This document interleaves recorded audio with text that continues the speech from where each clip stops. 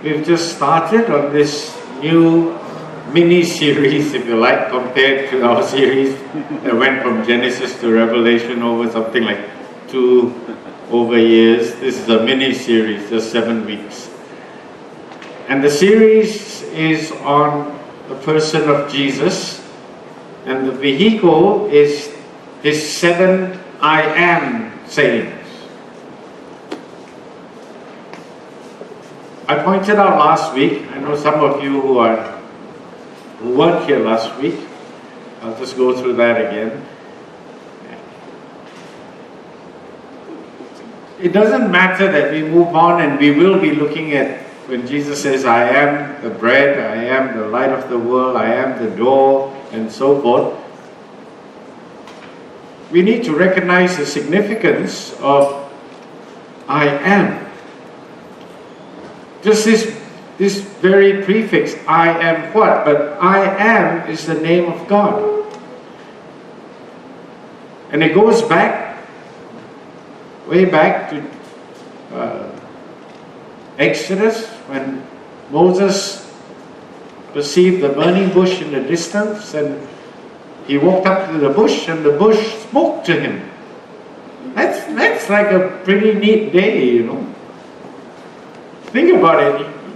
How many people get up in the morning expecting to talk to a bush? And let alone a burning one that doesn't get consumed. That would be quite a sight, don't you think? So he encounters this bush, and of course, the natural question is, who are you? Who is this that speaks from within a burning bush? And what is your name? And God declares, I am. I am who I am. In the Hebrew, the tenses can be combined. So it's not just I am who I am, but it's also I will be who I will be. And that prefix is all encompassing, that God in His essence cannot be described. Can you see this? I am who I am. There is an explanation, as we will come to now. I am the bread of life. But we must not miss that prefix and the awesomeness, the magnitude of that declaration. I am. I will be. It brings to us the magnitude, the self-sufficiency, the indescribable nature of God. I just love the name. I am who I am. As I think about it, it's the only name that a true God could have. So the Jews became the people of I am. And they so revered this name and honored it that they only use consonants. They didn't use vowels because they didn't even, or they felt the name should not even be spoken. Their encounter with God is that this God is so holy, so magnificent, so awesome, and we are sinful. Remember the prophet when he says, oh, woe is me, for I am a man of unclean lips. This Jewish concept that the mouth expresses what is in the heart, and the evil that is in all our hearts comes through the mouth. So the mouth is corrupt. Woe is me, for I am a man of unclean lips. And the angel had to take a burning coal and touch his lips. And the Jews were keenly aware of their sinfulness. They were a covenant people, right? They had to go through elaborate rituals to be cleansed. So the name of God, the holy name, should not even be pronounced.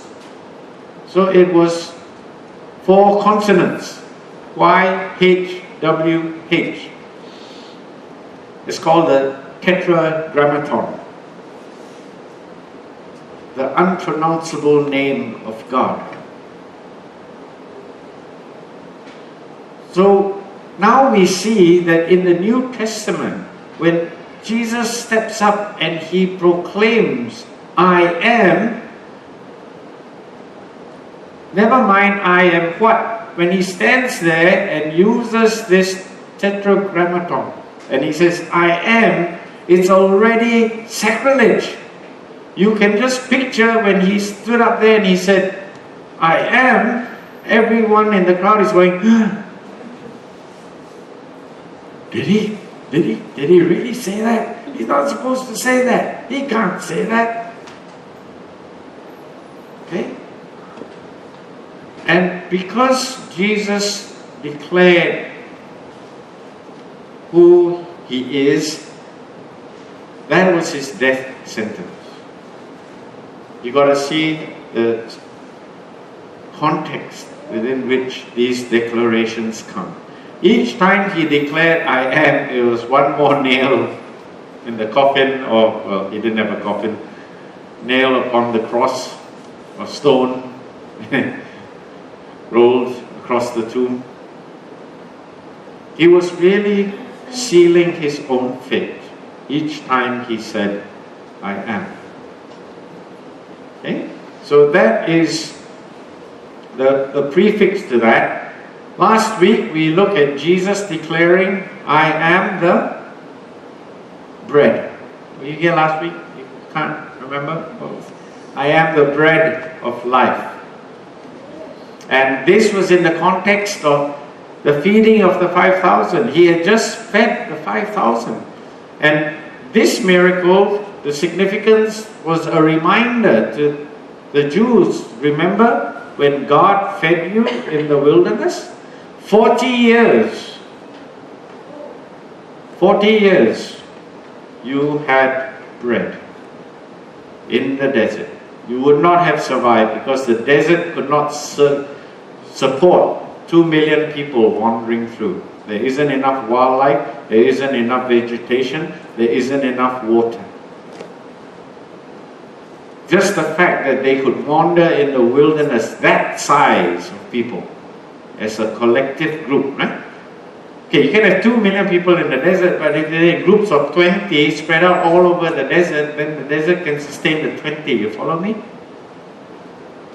But when you got 2 million people in one area at one time, the desert cannot support that. It is impossible. So the journey of the Jews, 40 years in the wilderness, was a testimony to Jehovah Jireh, the one who provides.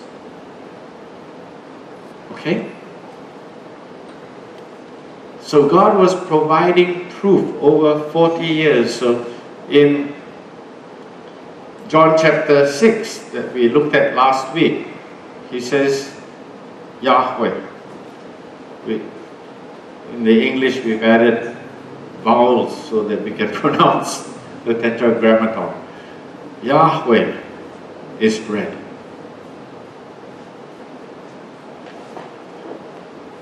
Then in chapter 7, it's not one of his I am saying, but he declared to them, you drink from this water, you will thirst again. If you drink from me, you will never thirst. And this was a reminder again to their time, their pilgrimage through the desert. There's not much water. Okay, I still remember when we were in Israel and the tour guide said, look on your left, that's the River Jordan, the start of the River Jordan. And everybody runs to the left side of the bus and looks out and goes, where's the Jordan? And it's all stone, and it's rocks, and it's desert. It's like, do you see it? Can you see it? And then the tour guide has a little chuckle. You see that line of green shrubs? Little shrubs that are growing in a line? The Jordan flows underground. You see the shrubs because the roots go down to where the water is. If the river flowed above ground in this area, it would dry up. So in the desert, you look for the streams by looking at the little shrubs. And you will see a line and suddenly your eyes are open and you go, oh wow! Okay, I can see all these little rivulets where the water flows underground. So it would surface somewhere. And in that journey, in the 40 years, there were the times when Moses, there was no water, he struck the rock, right? And water came out. So Jesus was declaring, Yahweh, I am the rock. And I am the rock from which water will come forth. So now in chapter 8, in John chapter 8, the context of this is the Feast of Tabernacles. In their relationship with God, the Jewish culture had its feast or celebrations. That is not uncommon. I think just about every culture has its celebrations, right? Here we have Songkran, and then we have what is, it just slipped my mind, Loi Krathong. And Chinese have Chinese New Year and Chap Pom and other days. The Malays have it. Every culture has celebrations to draw people together, to focus on key values in their community, right? The British have Pub Day. No, sorry, what day do you have? St. George's Day. St. George's Day, Thanksgiving Day. We have the days that embody the values that are important to our community, right? So the Jews had their celebrations. They have Yom Kippur, the Day of Atonement. But one of the great Rara celebrations, Yom Kippur, you're kind of serious because you're paying for your sin. Okay? But the Feast of Tabernacles is a big celebration. They didn't have fireworks in those days, but if they did, you would have seen fireworks above Jerusalem. But in the absence of fireworks, here's the picture, okay? It's recorded for us that in the front of the temple, they had these 4 great big lampstands. They were huge lampstands that were filled with oil, right on the stairs of the temple. And these lamps were so big and so bright that when they lit these lamps, the surrounding area didn't need light. It lit the streets. And then there would be musicians playing their trumpets and their harps and their shofars and so forth. And as I was thinking of this image, I was thinking, you got that in Thailand. You got your Ferris wheel and your lights, and then you hear the music from 3 kilometers away. Don't you? So it's that kind of celebration.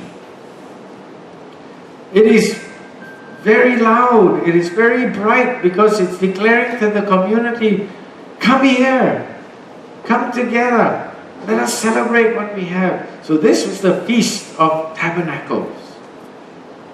A time of celebration, a time to celebrate the harvest. Now, can you imagine, in the midst of all of this, Jesus stands there amongst the huge lamps, and then he says, I am the light of the world. I can tell you it would have freaked out the religious leaders of the day. Who is this carpenter who stands on the steps of the temple and declares that he is more magnificent than these golden lampstands? Surely we must deal with this guy. Light of the world, I'm going to nail you to a cross. These were the seeds that were sown in their hearts as he made that declaration. Can you picture this now? The steps of the temple, these huge lights that lit up the whole city. Everyone, Jerusalem, as I said, is a city set on a hill and you can see it from afar. And he's standing there saying, I, Yahweh, I am. First of all, he insults them by uttering the holy name of God. All they could see is a man not even born to nobility or to intelligence. This is a carpenter. This is a carpenter, maybe a shepherd. And he stands at the temple, utters the holy name of God and says that he is a light brighter than these lampstands. If they had mobile phones, a whole lot of face palms would have gone off. Right? So you've got to get the feel, the context of this. I've gone through like John chapter 6, chapter 7 and chapter 8. But these were three images that were central to the Jewish people. Okay? Chapter 6, the bread. Chapter 7, the rock from which water comes. And chapter 8, the light of the world. So let's look at this today. Jesus claimed that he is the light of the world. John chapter 8 and verse 12. Jesus spoke again to the people. He said, Yahweh is the light of the world. I am the light of the world. Whoever follows me will never walk in darkness and will have the light of life. The Pharisees challenged him. Here you are appearing as your own witness. You're just blowing your own trumpet. You're tweeting your own praise. We don't buy this. Your testimony is not valid. Jesus answered, even if I testify on my own behalf, my testimony is valid, for I know where I came from and where I am going. And talk about self-confidence and self-verification. Even if I bear witness to myself, it is valid. Can you see how these leaders of the day and so forth were thinking, and this guy's got the highest degree of narcissistic personality disorder. He is so self-centered. He convinces and justifies himself as being God. He is an absolute lunatic. And I want to bring to you how ridiculous Jesus would have sounded to the people of his day. Okay? We have the benefit of hindsight. This was pre-resurrection. It made no sense to them at all. So, I am the light of the world. What was he saying? First of all, he was claiming divinity there right up front. Because only God can light the world. You might be a bright shooting star, or more often than not a flash in the pan, but you don't light the world. No one person lights the world. Only God can, right? So he's saying, I am God. I am the light of the world. A very spurious claim at the time, to be sure. But what is the image? Remember, this is a cultural celebration. It is the Feast of Tabernacles. The people are thinking about their history. They're thinking about their heritage. They're thinking about all the stories that their mothers told them when they were trying to sleep. And one of the images from those days gone by was the image of God who moved before the people as a pillar of light.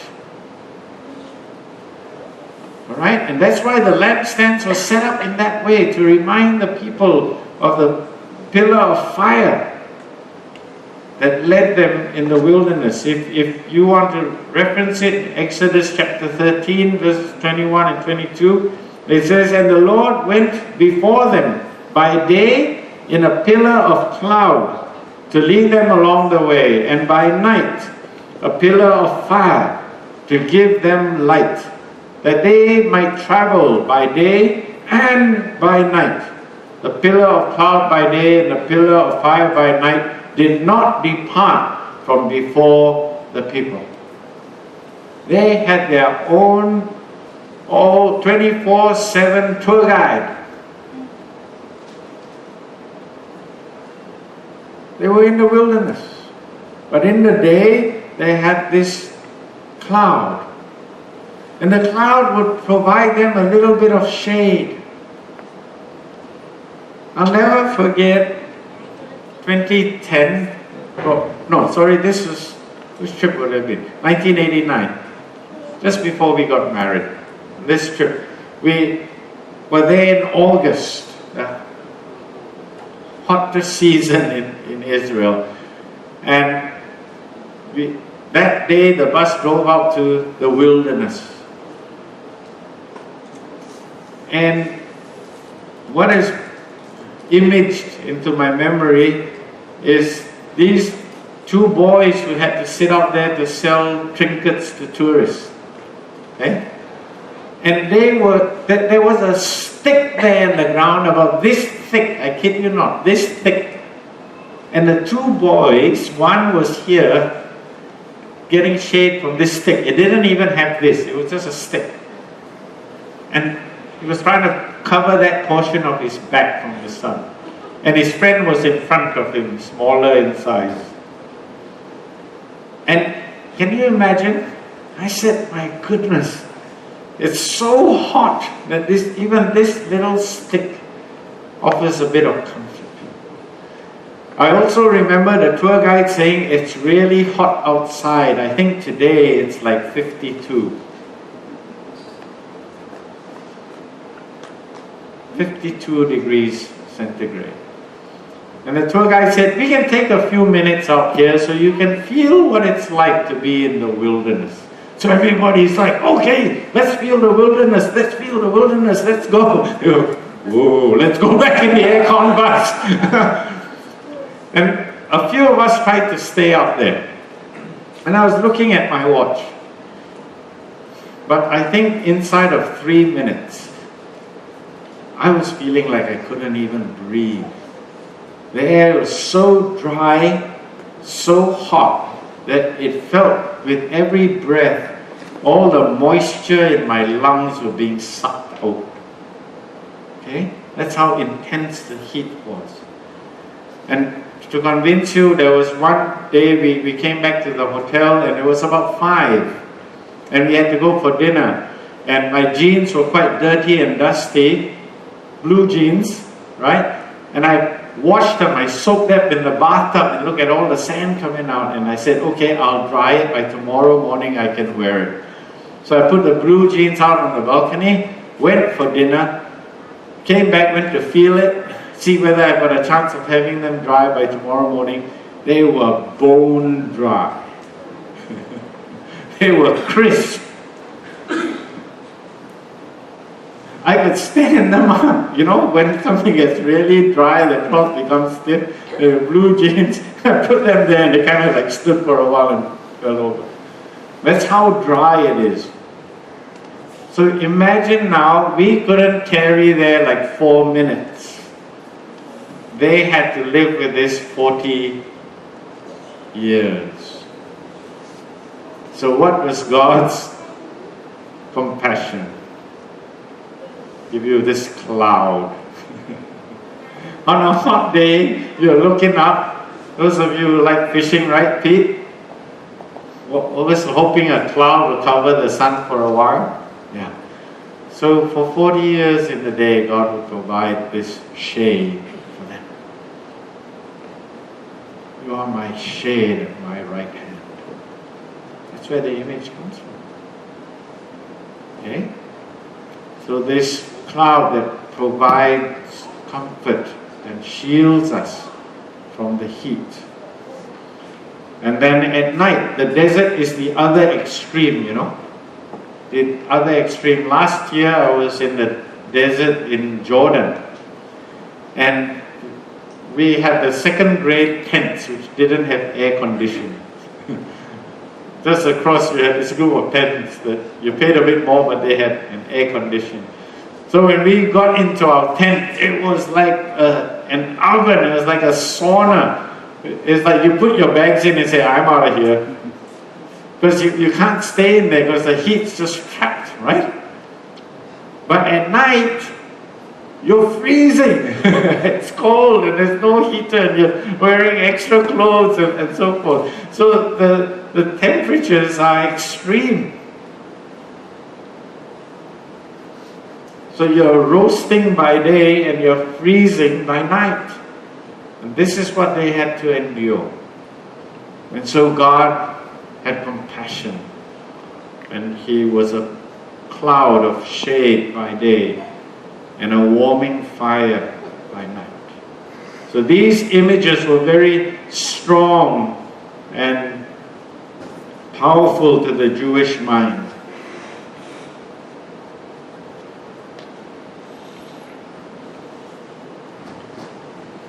So Jesus was standing there on the Feast of Tabernacles in front of the temple saying, I am this God. Just using I am is already God. I am the God of the glory cloud who shades you by day. I am the light who leads you to life and who warms you, who will give you life. Light and life are synonymous, right?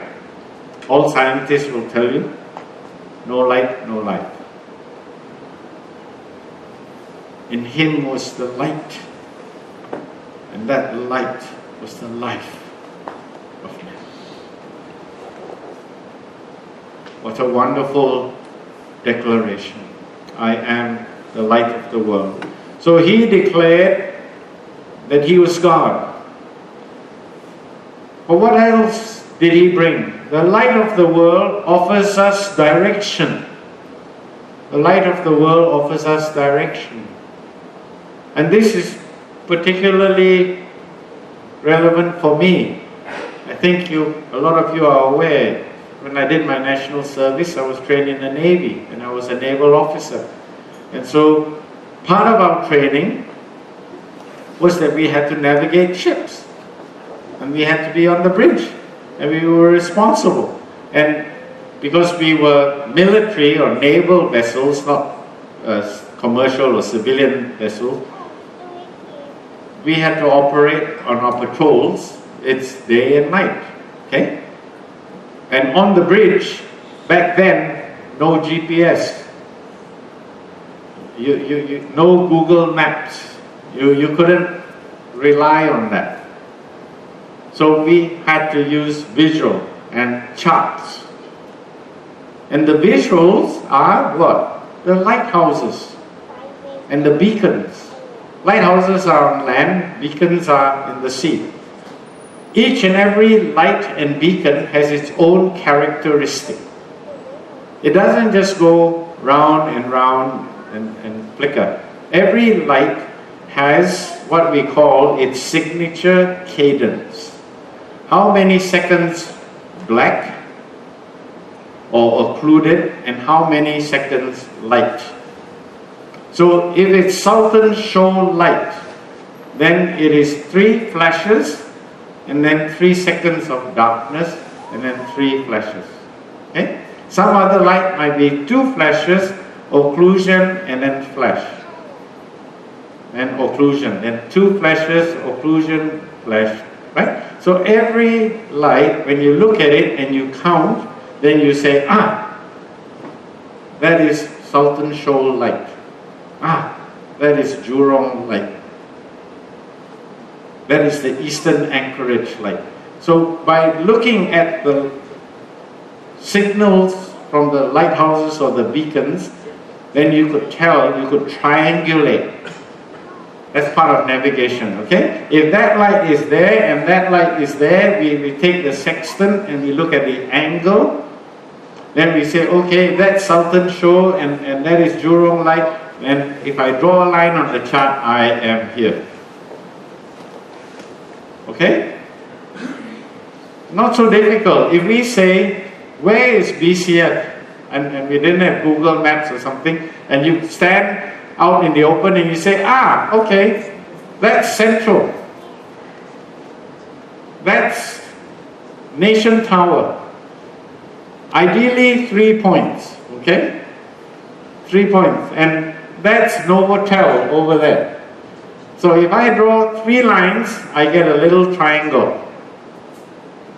If I'm very good, very seldom they all converge on 1 point. But when you're using these visuals and manual things like sextants, you're accurate to within, I don't know, it's very small, maybe 200 meters or something like that. Right? But today, oh, you are here. And I think it's like maybe 2 meters or something like that, okay? So I think all the sailors now have it easy. Hey, where are we? Hang on a second. Oh, we are here, fine. Oh, all right, we're 500 yards off the coral reef. We're safe. So light, way back then, even if you were in the desert and there's nothing out there, so you're looking to where habitation might be. You're looking for a cluster of lights, okay? And there might be cities. Even till today, if you go down to the Sea of Galilee and you live in Tiberias, if you look along on the other side of the Sea of Galilee, you'll see settlements. And the tour guides recognize the pattern of the lights and they say, oh, that's whatever Sana over there, that's what over there. And it's because of the nature of the lights. So lights give direction, so that I don't belabor that point anymore, okay? And Jesus is that light, I think. You know, there was some time ago this movement, people got bracelets and all that, was what would Jesus do? They use this catchphrase, in this situation, if somebody does this to me, what would Jesus do? So they use that as a catchphrase. In my business, in my whatever, what would Jesus do? So Jesus is that reference point for us. He gives us that direction, He gives us that wisdom. Now, the next thing is that the light of the world provides protection. If you can, we had to do jungle survival. Now, unfortunately, because we were SEALs, we couldn't light fires because that gives away your position. But if you were trying to survive, then you want to light fire. Okay? You want to light fire because first of all, it keeps away the critters. If your fire is big enough and bright enough, it keeps away the bugs at night. So that really helps. And it will draw attention to where you are. So fire provides us with protection. And that's what Jesus has done. He protects us from our sin. The wages of sin is death. But He has said, no, I take your sin upon me. So the light of the world has extinguished our sin. Right? Because darkness is associated with sin and death, yes? But the light comes to protect us and spare us from that sin and death. And finally, What does Jesus expect from us? He wants us to believe in Him. Jesus expects faith. Here's an interesting statement I came across. The only way to know God is to be known by God. What do you think about that for a moment? The only way to know God is to be known by God. And we are comforted and actually assured in Scripture. Two of those images I delight in.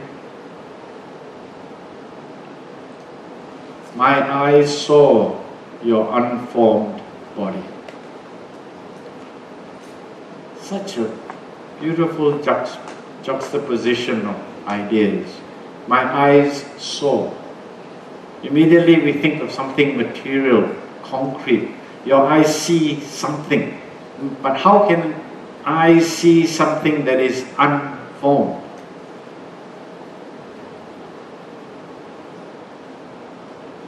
My eyes have seen your unformed body while you were yet in your mother's womb. Here's my understanding. There is no life that begins outside of the express commandment of the living God. He says, let there be light, there was light. I believe that the instant before we are formed, the sovereign, eternal, creating God declares, David, live.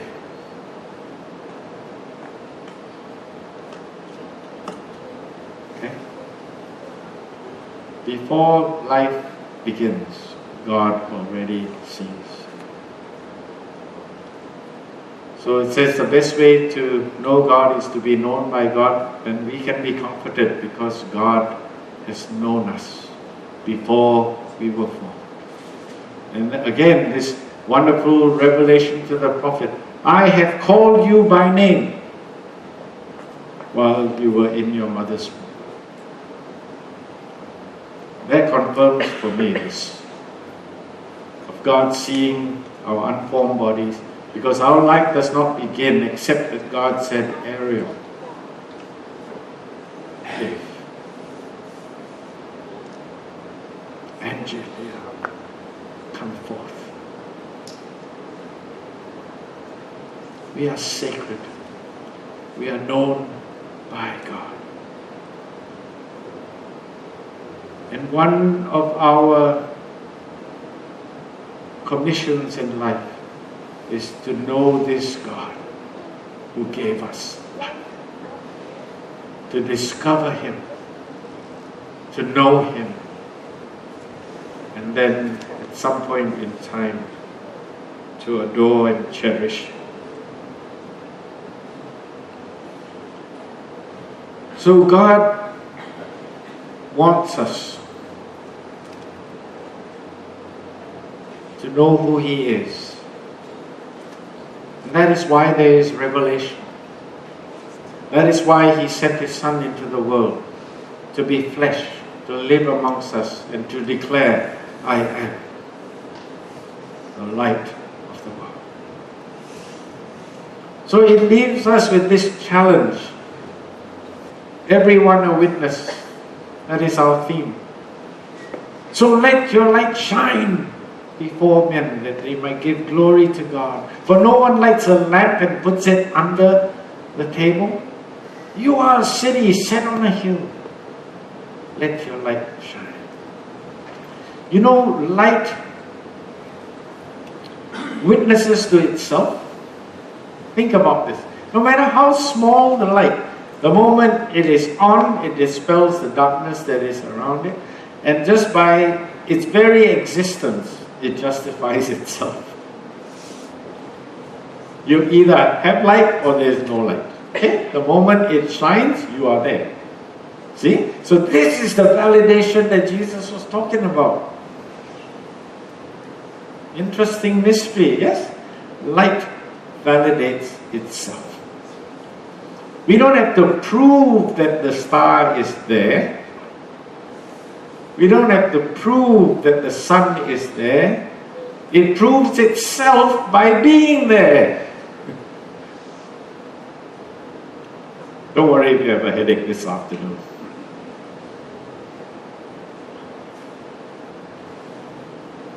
So, my dear brothers and sisters, each of us, we breathe, do we not? I hope so. Everyone here breathing, looks like it. As long as you breathe, then the light of life is within you.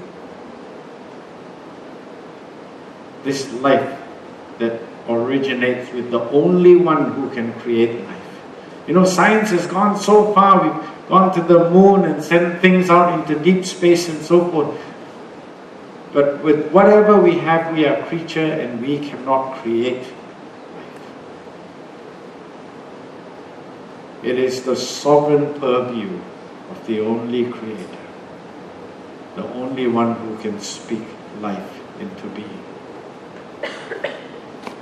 And that life is within us. The light of life is already inherent in all of us.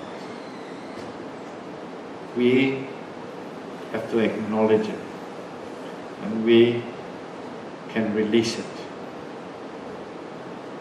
I'm going to close with this. I never thought it would go this way.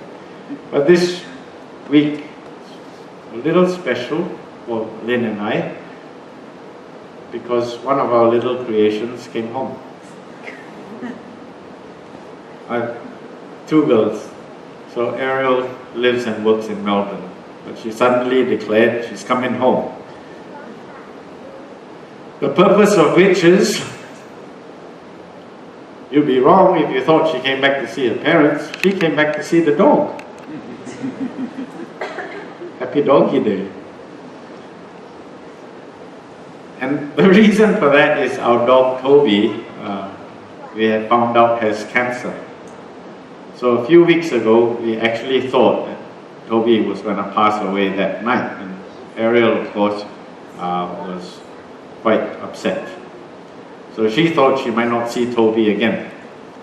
And then when we got a new prognosis that the cancer hasn't gone to his organs and he might have a little more time, she said, well, I should come back and see Toby before he goes. He happens to live with my parents, so I suppose I'll see them as well, which is quite fortuitous. Toby is quite a special dog. I've had many dogs, and you have dogs. I don't mean to say that any of our pets are any less special. Okay? To us, Toby is special. He came to us during the floods of 2011 here in Thailand.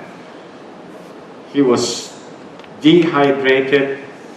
His body was smaller than his head, and he was literally on his last legs. Lynn says, why do you want to take in this dog? We've already got dogs.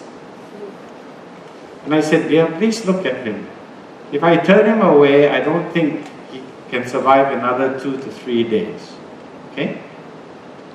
So I pleaded with her and I said, look, let me just take him in and we nurse him back to health and then we see where it goes.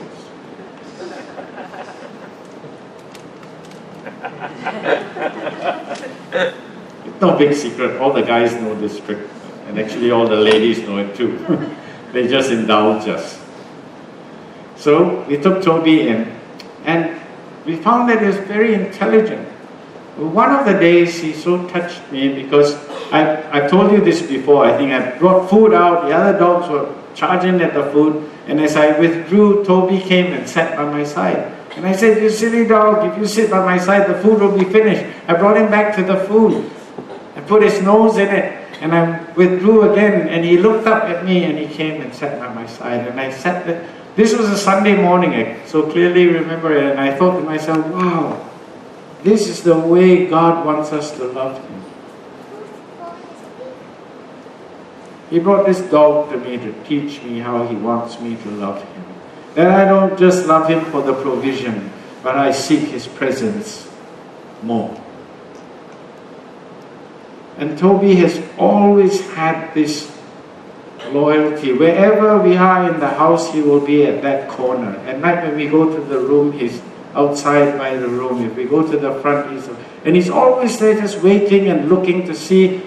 And I believe that he looks at the way we dress. He knows whether we're going out. He knows whether it's walking time. He knows whether it's just, he's got to sit at the table and do his work. And he will take that posture and that position. So all the time he's watching and he's alert to his master. And I think, indulge me for a moment, I'm sure you will agree, God gives us dogs to show us how to love. And it's interesting that dog is actually the reverse of God.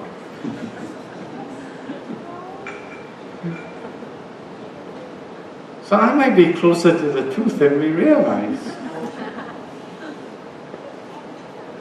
Lynn has speculated that Toby might be a fallen angel. But my point here, and I'll close with this, I mean, it's like, what in the world is he going on about his dog for? Even Toby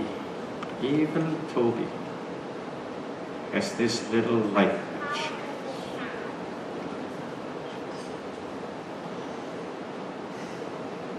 He cannot speak.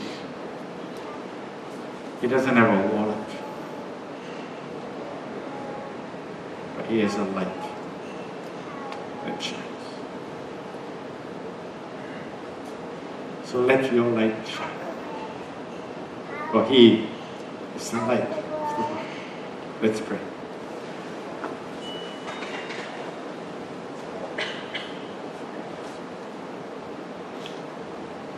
And God said, let there be light, and there was light.